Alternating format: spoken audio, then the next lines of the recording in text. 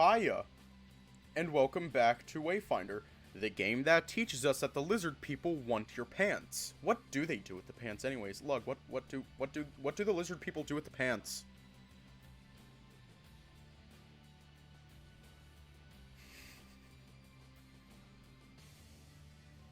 Because I'm kind of curious what the lizard people do with pants.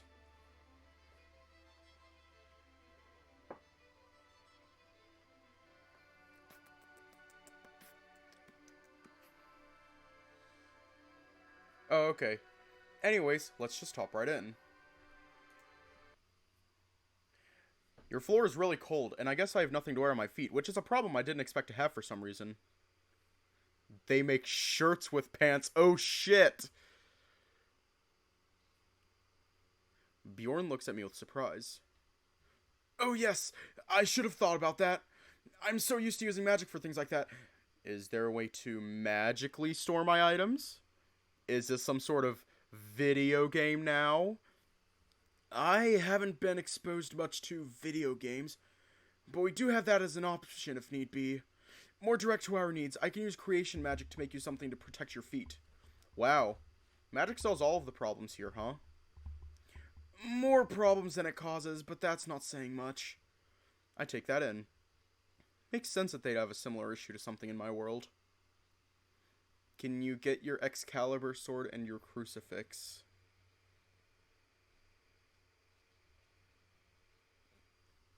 Magic reliance must be an issue in this world. I've gotten by without it in my world, but that would mostly be due to not knowing how to cast magic before now. There's also the fact that humans... No. There's also the fact that humans tend to invent technology to make quick work of the things one might use magic for in this world. Technology exists in this world as well. Generally, we find things from your world and replicate them here. I know your world runs on fuels and electricity and the like. We power things with natural ambient magic. Similarly, we tend to over-rely on technology to the point where it's considered a fact that most people would die if we needed to fend for ourselves in the wilderness. Bjorn takes a moment to consider this. Because you lost them, oh shit. I suppose it is almost a problem for those of us who rely heavily on it. Though I would say we might have an advantage humans don't have should it come to living in the wilds. He's right. Claws, fangs. Y'all are mean. Enhanced vision and hearing, agility, strength. Your mom, wait, what? The list of advantages seems to stretch on and on. Honestly, it's enough to remind myself I should be scared of the people here. It should be instinctive to be on one's guard when surrounded by predators. Yeah, cuteness. But then, it would be pretty messed up to think that way about them as well. I'm not their prey. I'm just a bit defenseless is all. That's true. I don't think I'd put most humans at longer than a few days without electricity. A good excuse to learn some outdoorsy skills, I suppose. Your dad, what? Bjorn chuckles. Well, you're good with plants at least. I don't doubt your survivability ranks a bit higher than the usual fare. I smirk. It's nice to know someone has faith in me at least a little bit. Take a moment to prepare myself for the trek over to the warmth of the bed. Bjorn holds up a hand for me to wait. He rises out of the bed, stretches for a second, and then walks toward me. I look up at Bjorn as he stops in front of me, and then my world is tossed about as he lifts me up and carries me bridal style to his bed. After placing me down gently in a seating position at the foot of the bed, Bjorn smirks and grips my shoulders. Suddenly, I'm turned onto my back and my face is immediately blushing. I look down, or up? Our eyes meet. Another smirk as his hands grip my feet and he winks at me. Bjorn, what are you doing? That tickles!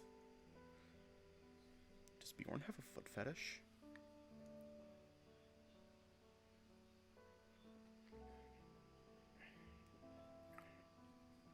We don't kink shame around these parts. You gonna suck them toes? Yes. Okay. Once again, Theta story time. Woo! I swear to God, I do this every stream. Okay, so, for context. I was in marching band in high school. Feet fetish. Yeah, that's fine. But no, I was in marching band in high school. And I was in percussion. One of the girls in the drum group, because like two sisters, they were also in the drum. They were also in the drum section, the percussion section. We were doing rehearsal. We were rehearsing, and this one girl shouts up to her sister, "How about you, a suck a big toe?" And I don't fully understand the context of it. Actually, what does it?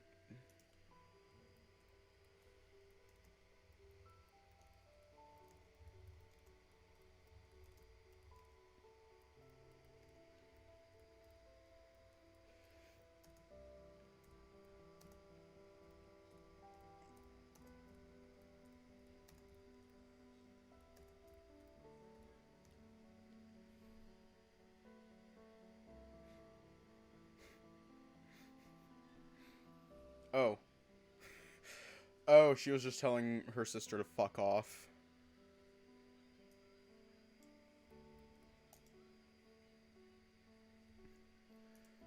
Yeah. Apparently telling someone to suck your big toe is telling them to fuck off.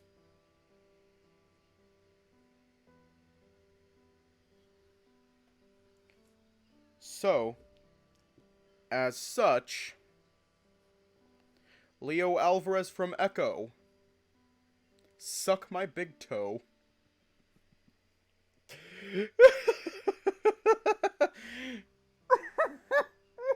That means fuck off.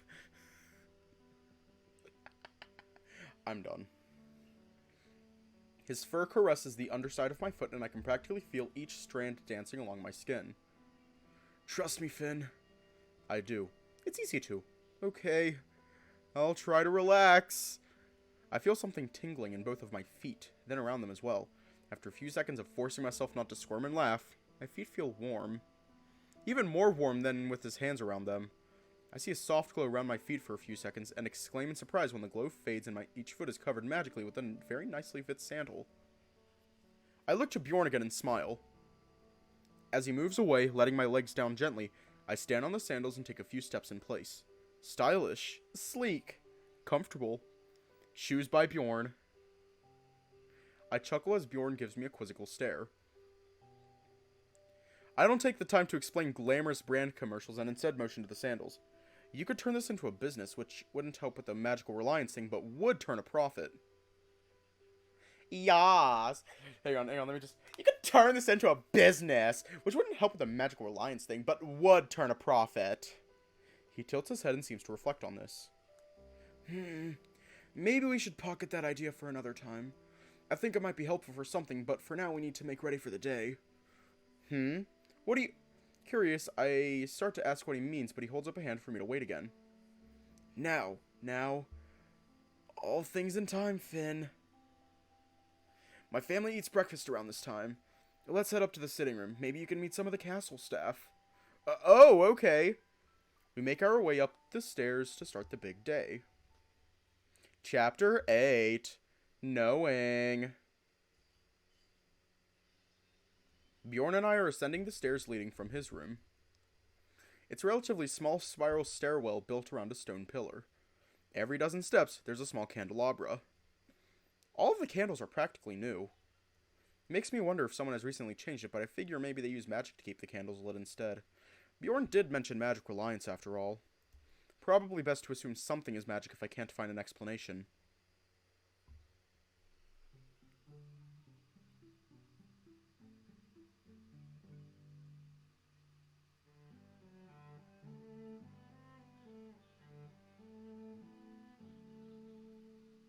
I just have one question. I did not get my Apple Music fixed. I'm just going to use down. And I forgot to listen to them again, but I am going to listen to them on SoundCloud. I will try to locate them on SoundCloud. I think I listened to the Besomorph Unholy. Yeah, I think I listened to Besomorph Unholy. And I tried to locate the others. but I couldn't find them. Okay, but here's my question. Are we in Buckingham Palace? Did we get magically teleported to England, to the United Kingdom, and we are in Buckingham Palace?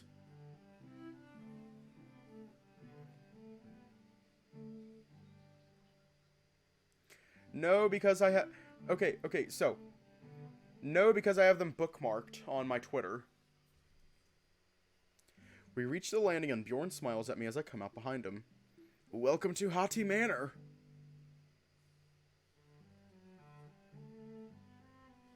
Okay. Motherfucker, we're in London. Toto, I don't think we're in Canthith anymore.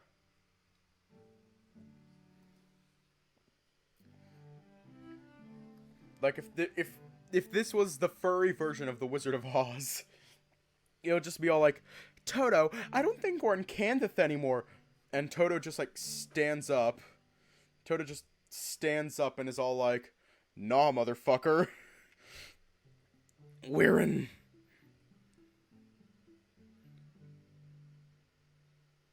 Nah, motherfucker.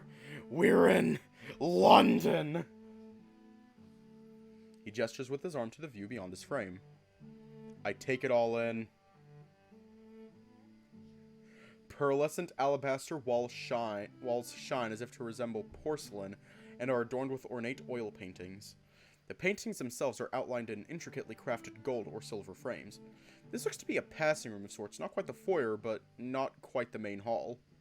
Aside from the door that leads down to Bjorn's room, there are 3 other sets of doors, with each being on its own wall. A set of double doors with long window panels leads outside to a patio area. Another single door across the room from us is about the same size as Bjorn's door and is closed. The third doorway is a large open door frame allowing for a view of the room beyond. Past that, there is what appears to be a long, massive hall. Bjorn leads me through that door frame.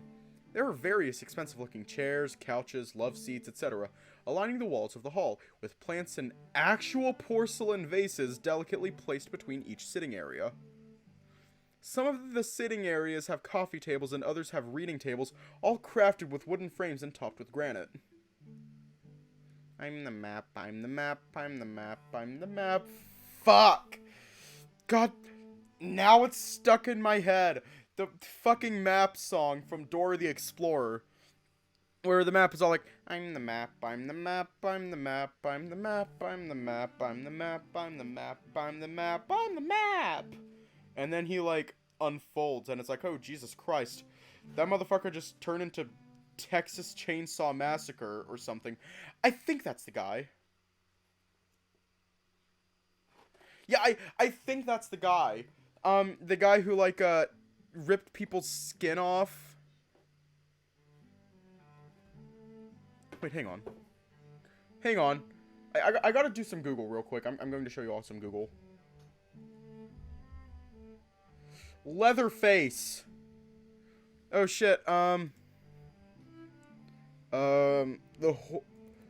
horror boy that rips skin off.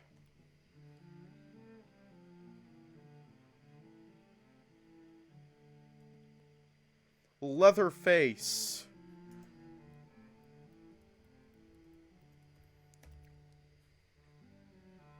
Okay. Why am I Googling Leatherface? Why the fuck did I start Google? Oh, right. Oh, shit. Wait, is that Texas Chainsaw Massacre? Hang on, because I see a chainsaw, and I associate chainsaw with Texas Chainsaw Massacre.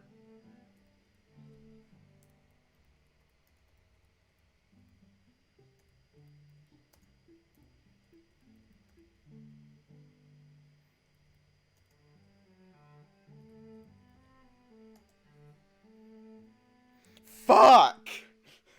Oh, shit! Are we going to... Ah, shit. I feel like I shouldn't. I feel like I should already know this. But like, are we going to meet a wolf that does a leather face, where like his face, his entire face just unfolds into a map, and we're just like, oh Jesus Christ, what the fuck? All of these sitting areas look so cozy, perfect for chatting during a party. His response is delayed a bit too long. He seems distracted.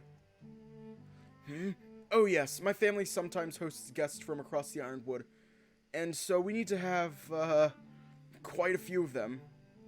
Is everything alright? You seem like your mind is somewhere else. Are you still thinking about what we were talking about back in your room? Bjorn shakes his head and looks at me with concern. No, it isn't that.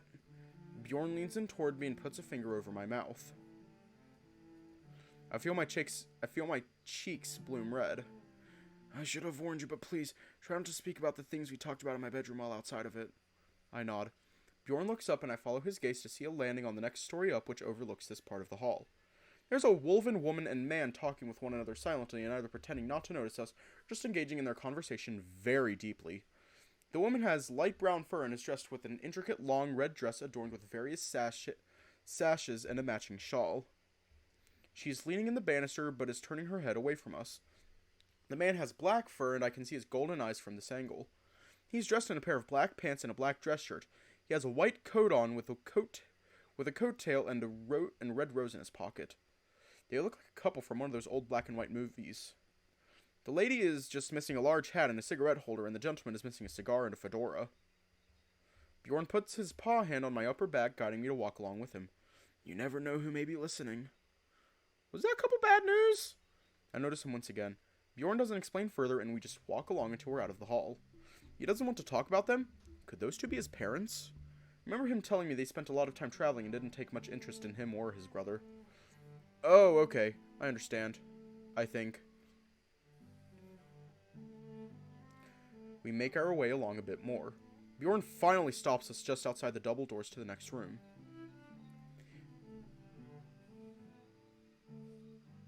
What the hell is this house? We see someone standing at the foot of the staircase. It's a well-dressed human. He is about a half-foot taller than me and is decently built with an air of dignity. Bjorn approaches him. Good day, Burgess. Yes, and a marvelous day to you. Does sire require anything? I would like to know if breakfast has started yet, please.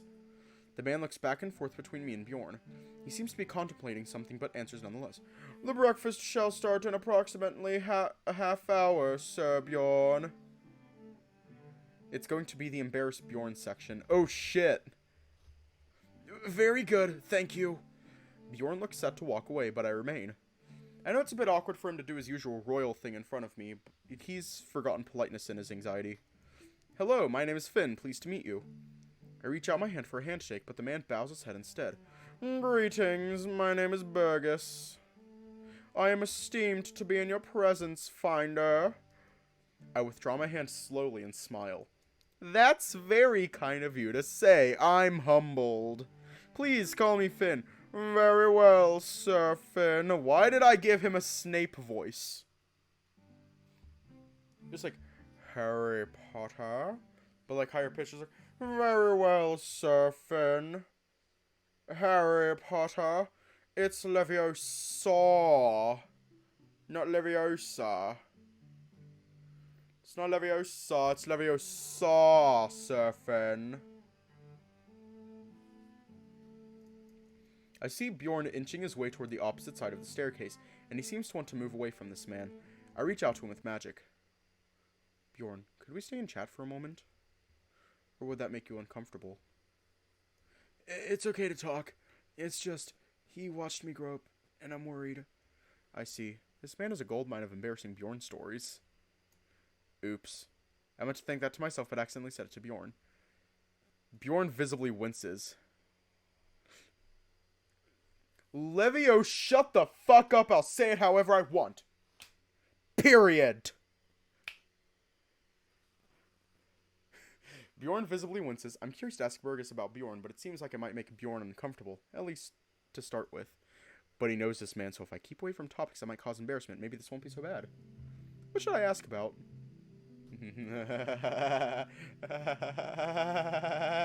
Which one? Hang on, I'm just gonna save right here. Okay, Levon, do we have to go through all of them or just one? I think we can go through all of them.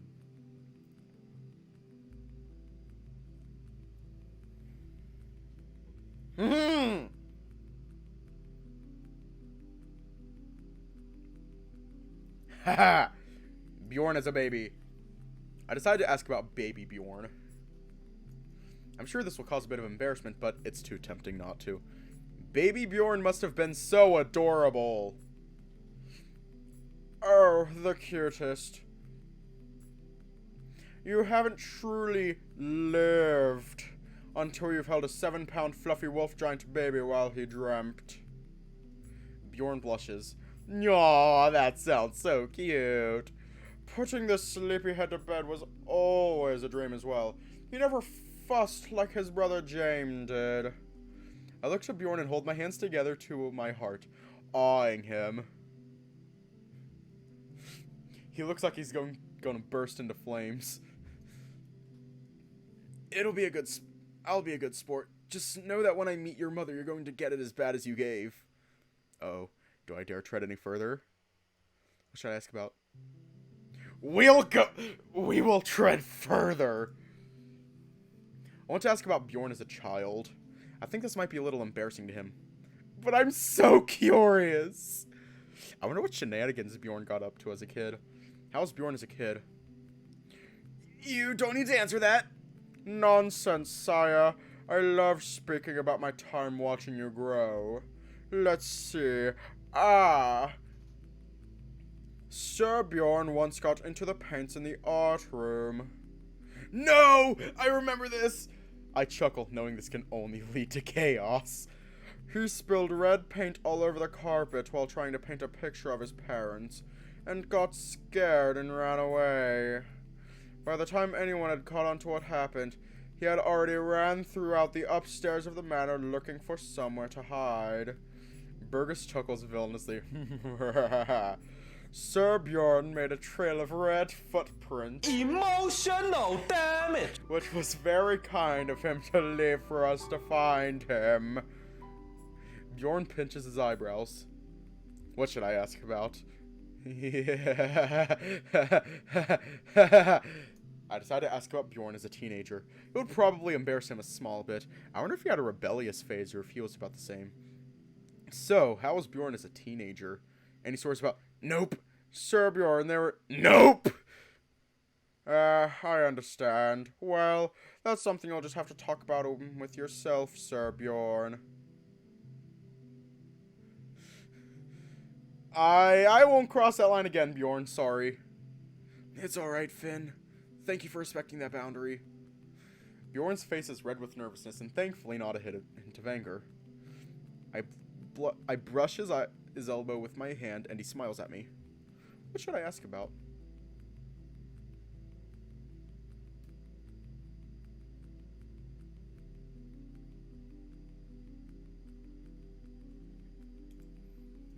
I figure I'd ask about the Great Chief. While not embarrassing per se, I could see this being a touchy subject.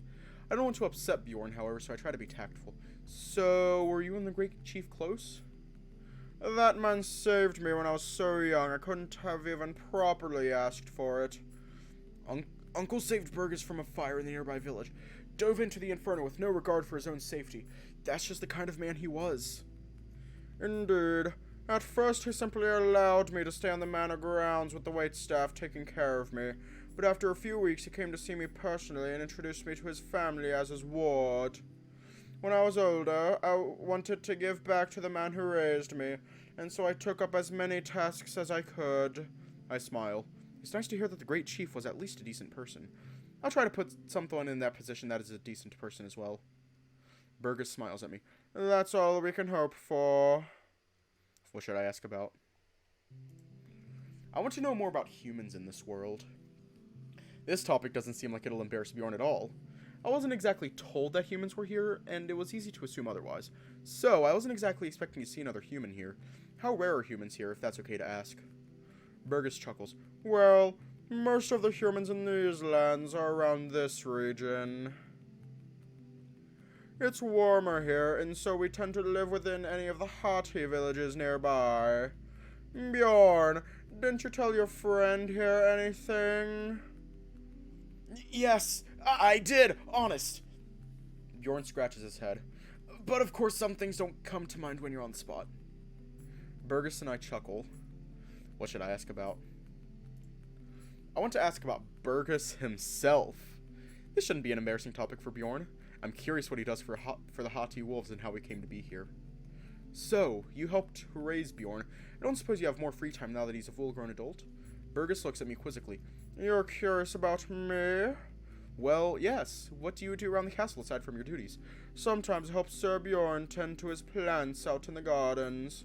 Other times I simply relax by a fire and read, or mingle with the other staff.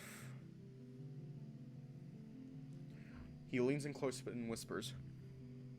You didn't hear it from me, but the manor staff have been very hopeful Bjorn would be a candidate, and many of us are happy knowing he might take up the mantle of Great Chief. Bjorn is blushing super hard. It seems like Burgess forgot he has wolf hearing.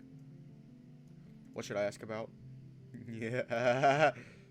I want to know more about Bjorn as a baby. This is probably really embarrassing for Bjorn, but he seems to be lightening up to it. Tell me more about Bjorn as a baby, please. What's not to tell, young sire? Oh, to return to the days when Sir Bjorn would crawl his way into trouble, why, he must have been a little over a year old the last time he stopped crawling and stood up on his own. What? Just a year? Whoa. Wolf giants have a steep learning curve to keep up with. Sir Bjorn learned fast and grew faster. Sire was about 15 pounds at his first birthday. A big baby. I turned to Bjorn, who was trying to hide his face.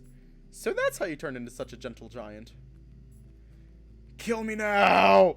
What should I ask about? I want to know more about Bjorn as a child. This is probably really embarrassing for Bjorn, but he seems to be lightening up to it. Can I ask more about Bjorn as a child? More childhood stories about Bjorn, Oh, Sir Bjorn once defeated a grandmaster in a chess tournament. I believe he was only 8 at the time.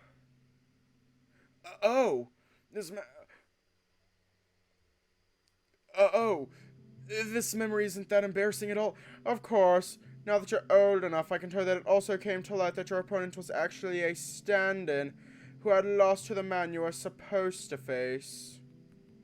Oh? What happened to the man he was supposed to play against? Well, he was apprehended on suspicion of using magic to cheat. It seems he had some magical orb that would allow him to see the best move to make for victory. Oh, that's scummy. It seems the man was hiding the orb in his, derriere. Oh my god. Oh my god. Oh my god. Okay, so this man, in order to cheat, just so casually took a magic orb and shoved it up his ass. It seems the man was hiding the orb in his, derriere. What? Why would you tell us that? I can't believe you've done this. Gross. Bjorn's childhood seems to have been ruined. What should I ask about? Okay, should we finally ask about Bjorn as a teenager?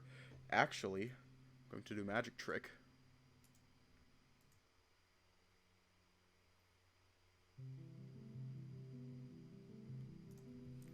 I think I need to hear more about Bjorn as a teen. This is probably really embarrassing to Bjorn, but he seems to be lightening up to it. Did Bjorn get up to any more trouble as a teen like when he was a child? You have no idea, Finn. So Sir Bjorn is self-aware of how wild he was in those years. I can think of quite a few memories from that time, but let me tell you something good that Sir Bjorn did while he was that age instead. Oh, that's not so bad an idea. I can't remember anything quite so nice that I did around then. That speaks volumes to how much doing kind deeds is in your nature, Sir Bjorn. Burgess turns toward me. Bjorn once helped a young human boy find his way home to his father. I don't know if I remember this. I remember it clear as day.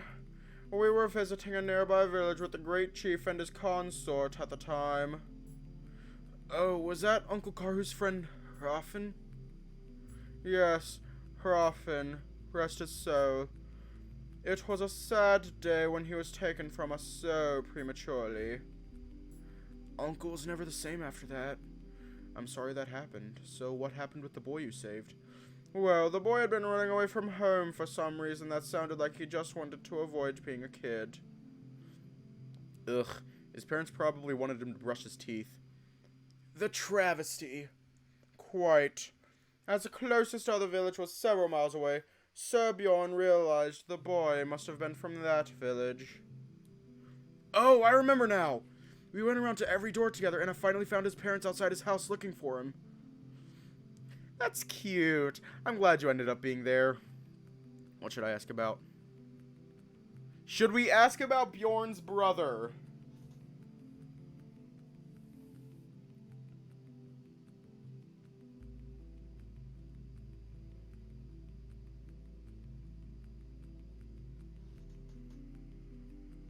We're just completely obliterating Bjorn's... Okay. I'm contemplating what else to ask when I remember Bjorn has a brother I haven't met yet. I decided to ask about him. So, you also helped raise Bjorn's brother, James. What's he like? Oh, James. Burgess visibly shudders. What a nightmare. James is a very... interesting individual. If you meet him, do try to set clear boundaries as immediately as possible. Huh. That's vague. Is he like a super flirt or something? Bjorn answers this time. James doesn't understand that his position offers him much more desirability than his looks alone already provide, and he lets his success rate get to his head. Success rate? You look confused. You'll meet him soon enough. I look to Burgess and he shrugs. This is akin to torture. As if to answer his hubris, Burgess speaks up. Sir Bjorn, if I might ask a question of you. Yes, of course, Burgess. What is it? Is young sire being safe in his activities?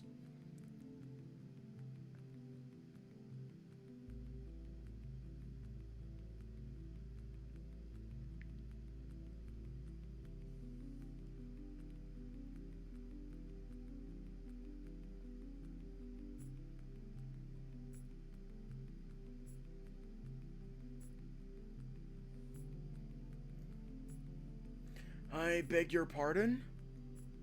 Which activities did you mean? My gardening? Oop, sweet Bjorn, you gentle soul. He is going to blow a fuse if he catches on. Maybe I should redirect that conversation. Oh, we're just acquaintances. Bjorn nods. Who happened to literally sleep together last night? Why, Finn... Bjorn's blushing so much it looks like he's fit to burst. Oh, YouTube link.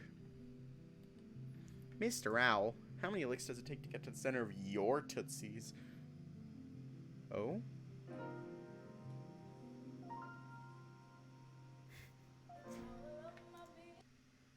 Oh, hang on. We're gonna watch a YouTube video. Real quick. Oh, shit.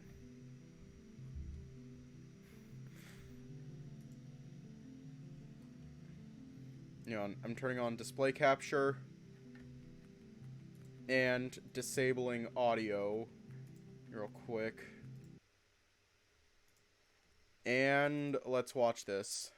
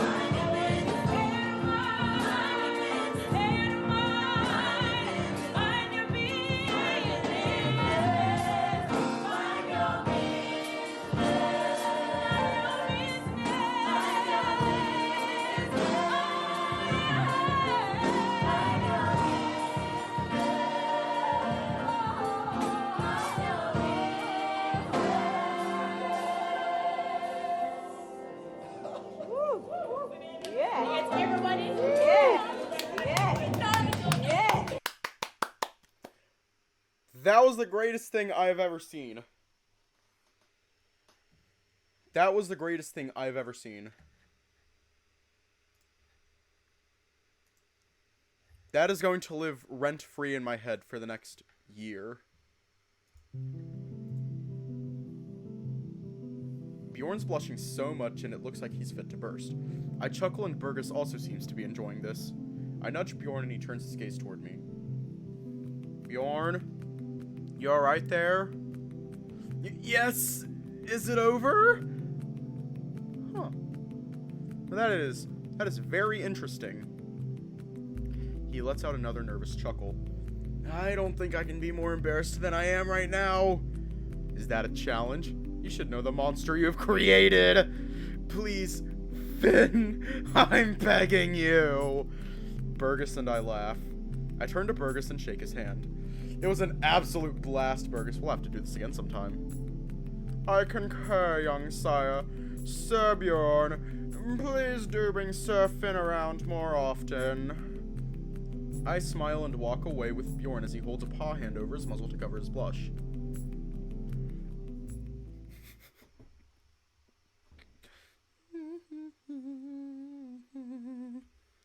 Bjorn and I continue on through the grand hall past the staircase and enter a set of double doors. We come into a large multi-story library. I look around in amazement and soon find myself looking back toward Bjorn. We met in a library, so I assumed it would be fitting to show you my own. I don't typically go out of my way to read as often now as I once did, but I still enjoy coming here to be in peace from time to time. I smile at him and something behind him catches my eye. It's a map.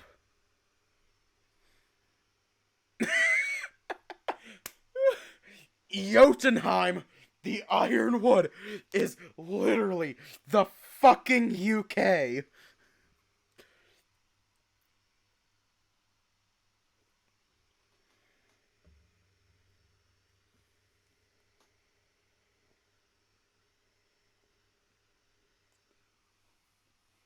This is literally the fucking United Kingdom, and I love it.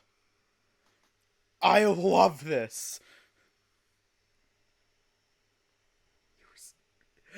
I can see that. I see you've noticed the map of Jotunheim.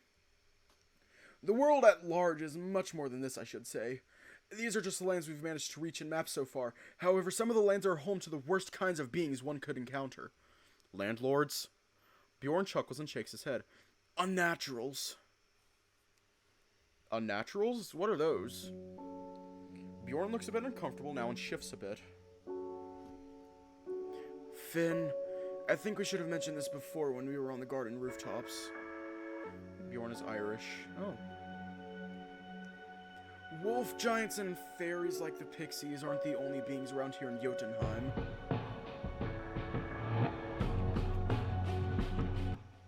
Oh shit, I just realized that the volume was up so high. For one, you have other kinds of giants. I nod, as I had expected as much. Yeah, I figured out there might be, like, tiger giants and rabbit giants and the like, so I'm not that surprised. Well, you recall the Great Expedition, yes? I do. What do you think we need young, healthy people to explore unknown lands for, Finn? I was assuming it was to build more villages. Or capitalize on resources from areas further away through trade, but you've given me cause to think otherwise. Bjorn's voice becomes very grim. He leans in and suddenly I feel very scared. The Outlands and the unclaimed territories have monsters living there, Finn. It's kind of bad in the Outlands. Those unclaimed places are dreadful places filled with the very worst kinds of unnaturals. Things that feed on one's souls. Beings that can float as they move. Creatures made for the most unfortunate of ends. I shudder. Finn. Unless you're fully trained in magic and have a crew of equally skilled partners, to go to one of those places would be to walk to an early grave. Understood. As you can see, we're on the other end of the map from those places. We're all the way up north. There at the Hati Manor.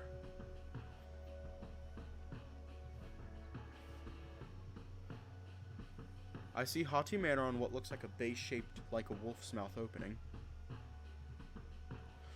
Over there on the other side is the Skull Village that Arkin is from. There in the middle of Fenrir's Maw is the Skull Castle. That's where Geralf is from. I see. You all said that the elders were convened somewhere. Is it there? Yes. Thankfully, we only have a few hours carriage ride to get there. So we will be leaving after breakfast, which should be an... Burgess suddenly appears in the doorway and nods toward Bjorn.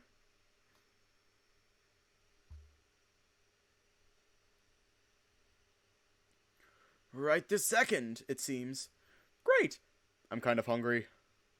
As am I, my friend. Shall we go and meet my family then? I nod and the two of us rise and head through the main hall. Chapter 8. Caravan. Bjorn and I arrive at the dining hall and I see several other wolf giants sitting around a long dining table. Sorry, Chapter 9.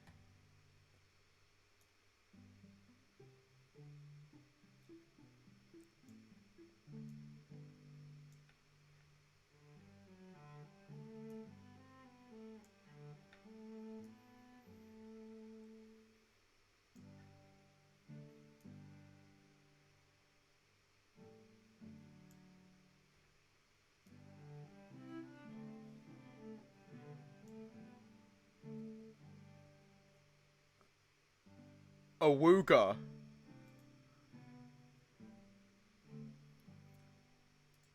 Awoga wooga, titty booby peck chest.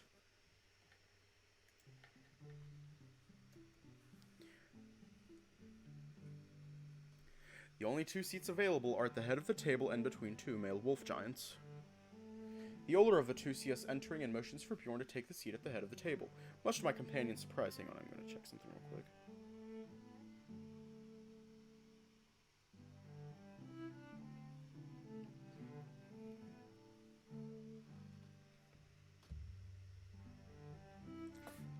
I'm sorry, but like, there is a giant pair of man titties here.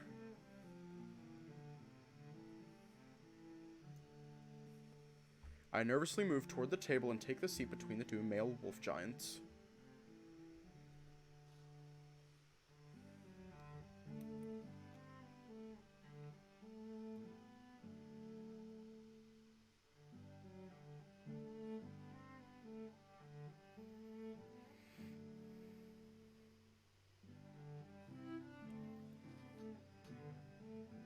Wide on his muzzle and golden amber eyes, turns toward me and smiles.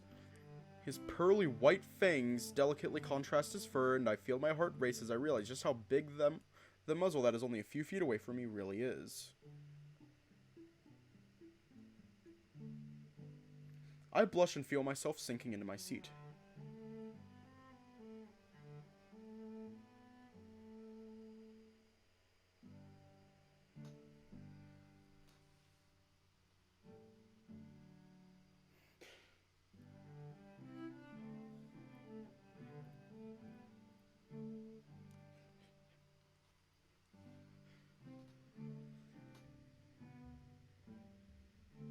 There's only one wolf giant left with bigger tits than him.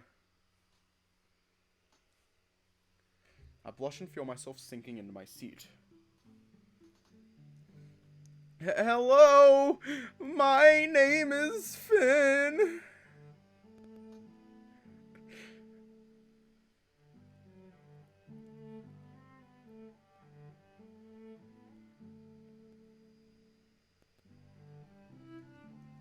What is yours?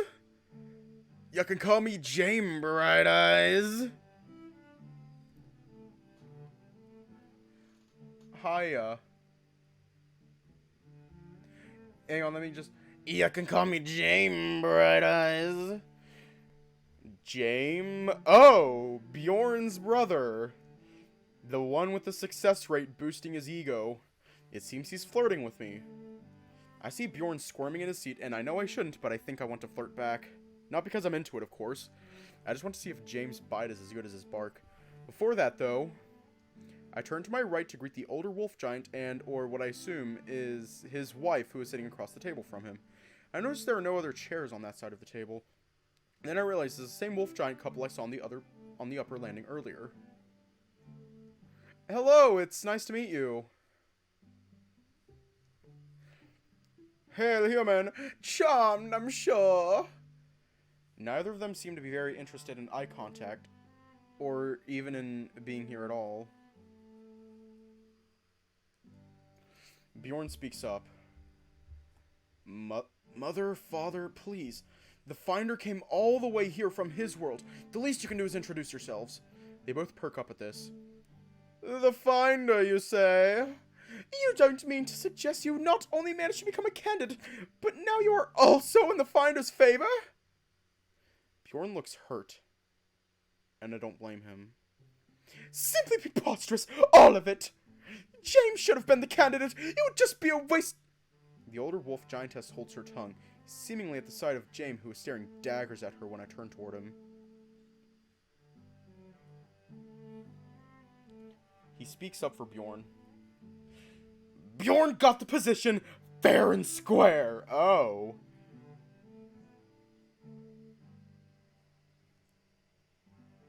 Sloppy toppy for Poppy, leave Sloppy Joe shook.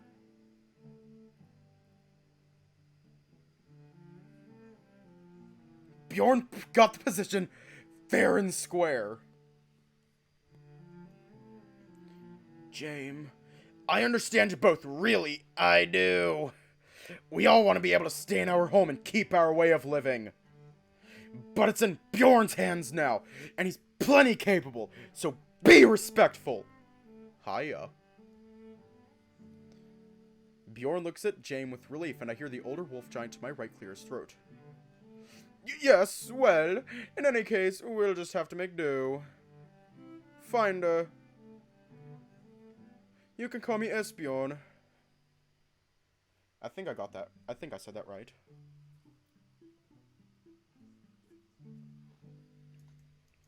I nod to him and force a smile. My divine wife here is named Ursa. I turn to her and maintain the fake smile and give a small wave. She scolds her husband and then turns to me. Madame Ursa, love, now Finder, you said your name was... Finn? I do hope you'll not hold this... exchange... against our dear son. She gives me a fake smile of her own, and I see right through it.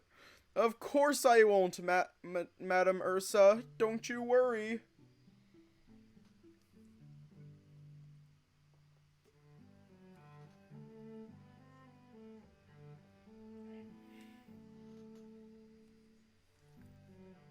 Fake people. What a surprise. Yes, Bjorn is just recounting some anecdote about some time he and Ursa went to a party of some sort with upper-class people. We're all basically ignoring it, and he's just looking at some paper and babbling away. Bjorn gave me plenty of heads up when we were at the bar, so I guess it shouldn't come as a shock. James doesn't seem half as bad, thankfully.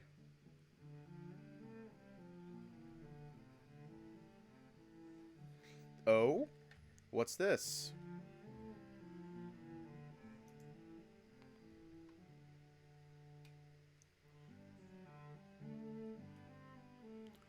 Hell yeah. That is an amazing Arkin. Hell yeah. Oh shit, Bjorn too. Hang on, I'm just gonna go through this. Hang on, let me share my screen real quick. I'm just gonna go through this. I'm just gonna let me share my thing. Okay, I should probably get rid of the eyes.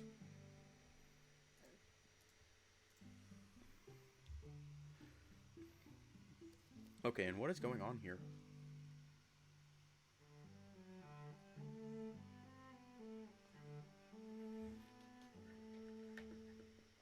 Come on.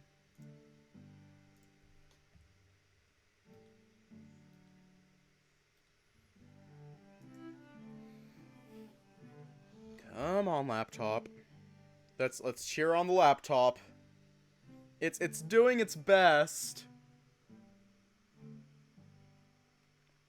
It's doing its best. Let's cheer on the laptop. Come on, laptop. Come on. Come on. Come on. Come on. Oh, there it goes.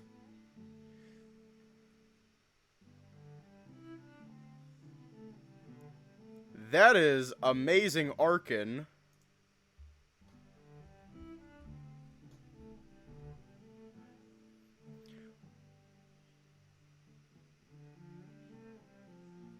Glepnir.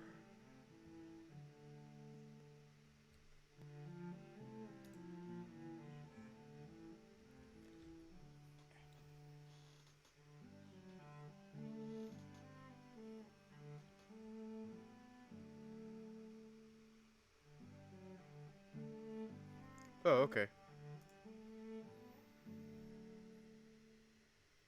Okay, come on, come on.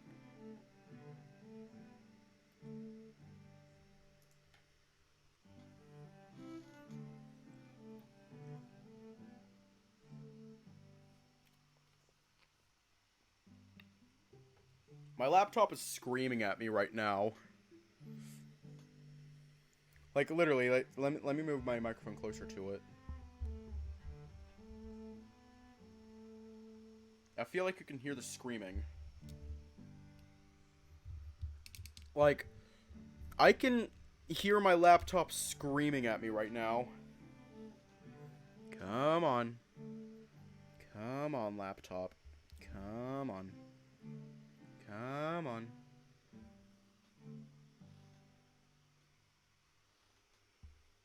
Come on, laptop.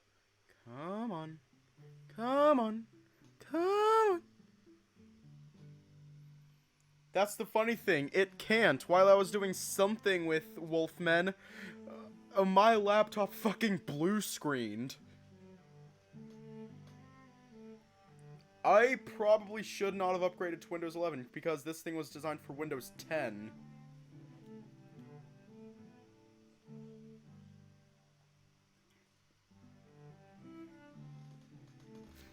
Oh no, it can't handle my bullshit anymore. It cannot handle my bullshit anymore.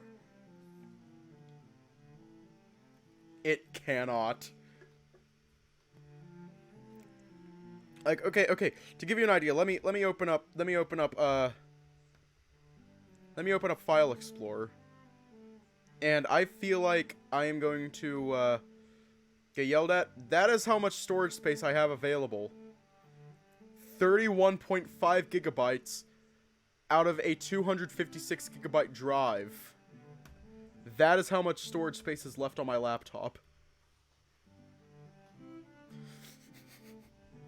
Anyways, come on, laptop. Come on. Come on. Come on. Keep in mind, the largest program, it's either Adobe Premiere Pro or Ableton. Is it just not wanting... It's just a file of hot, horny men. It actually isn't. I don't know what it is. I don't know what it is. Like, okay. I don't use Google Chrome. I use Opera. I just like Opera. Like, I don't use Google Chrome. Alright, is it going to cooperate? It looks like it isn't. Looks like I'll be looking at the new art later. Hey man, I don't like Google Chrome. I used to love Google Chrome, but now I don't use it anymore. Yeah, I use Opera GX. James doesn't seem half as bad, thankfully.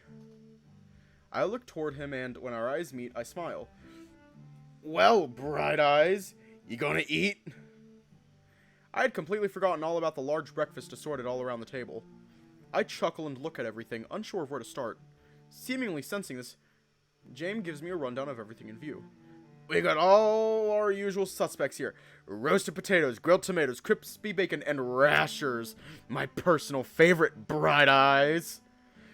Eggs made a few ways, but don't eat scrambled or you're a heathen. Pork sausage links, fried mushrooms, soda farls. Full Irish breakfast less than 3. Fried and baked beans, white pudding, and black pudding. It is faster than Google Chrome.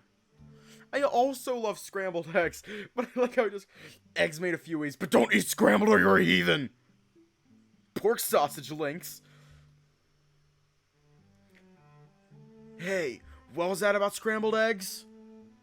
Silence, heathen!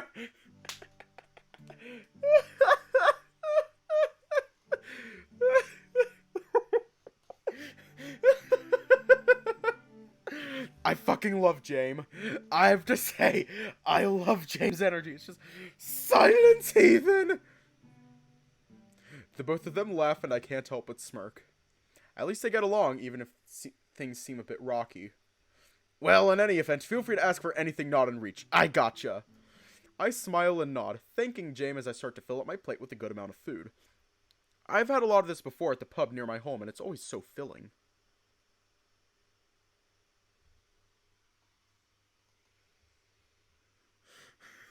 James is a fucking nightmare when it comes to scrambled eggs. Oh, shit. Okay.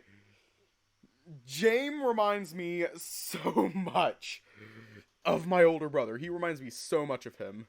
And it is terrifying how similar they are. Oh, wait. I've had a lot of this before at the pub near my home, and it's always so filling. I see a drink being placed next to me by one of the castle servants, and look at it with apprehension. It's a deep dark brown drink resting in a clear glass mug with at least an inch of some heavy-looking cream floating on top. There's what seems to be shaved chocolate garnishing the cream. It smells amazing. I lift it and take a sip, and I recognize it from its taste. It's Irish coffee! I have heard of this, and I wanted to try it, so this is a pleasant surprise. It's one of the things we've taken from the mortal realm that Bjorn here can't get enough of. He's actually the one who taught the servants how to make it, being quite the mixologist himself. Bjorn is rubbing the back of his head and smiling, and I smirk. Oh yeah, regular Jerry Thomas. He made this amazing cocktail the other night. You flatter me, really. I could make that one again for you sometime, Finn. I'd like that. I can still taste it. Bjorn smiles and takes a sip of his drink, leaving a bit of cream along his upper lip like a mustache. I laugh and motion for him to wipe it, and he licks it off swiftly. Oh yes, Finn. I thought what the attendant said at the party was rather marvelous, was rather humorous as well. Oh, Ursa, we'll have to make another trip to attend one of those family parties. That's fine, love. I asked one of the servants to make this for us. It's one of my favorite things to have with these farls. As if to emphasize the point, Bjorn has shoved one of the farls with a bunch of eggs and various other things and points to show me. Has stuffed. Thought it said shoved. It's stuffed. Check the chat, Theta. Oh, I'm like checking the chat right now.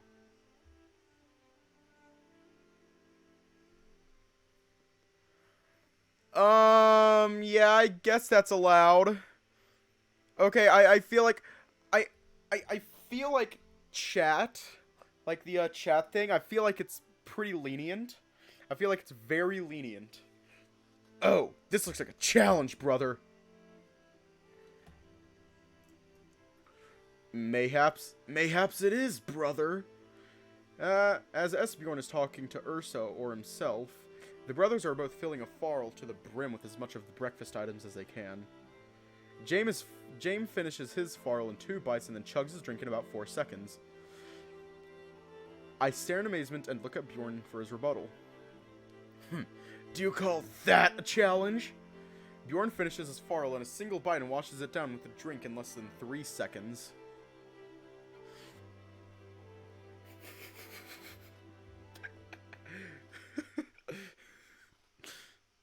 James opens his mouth to decry Bjorn's attempt, but the face Bjorn makes after shotgunning his drink catches me off guard and I chuckle loudly.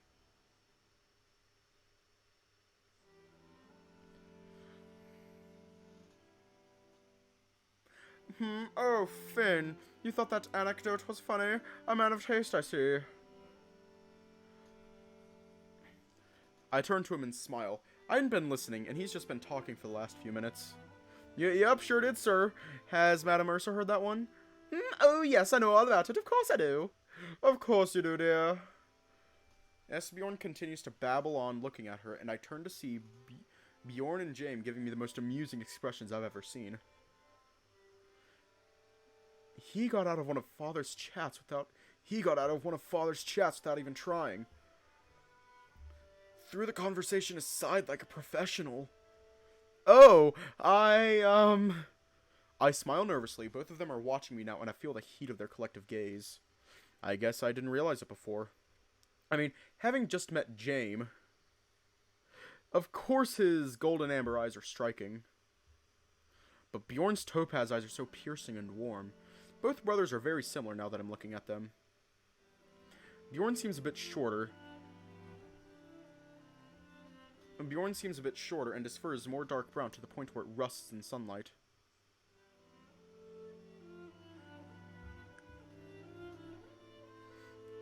James is black as night, and both of them have bits of white fur here and there. They both look more like their father than their mother. Speaking of their parents, now we must discuss our upcoming trip. We're actually going to leave off here tonight.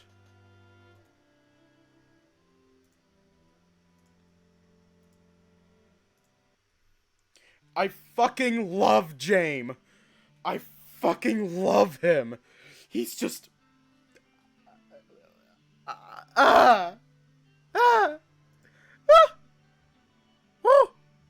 Anyways, stay safe, have a good night, and I will see you all tomorrow.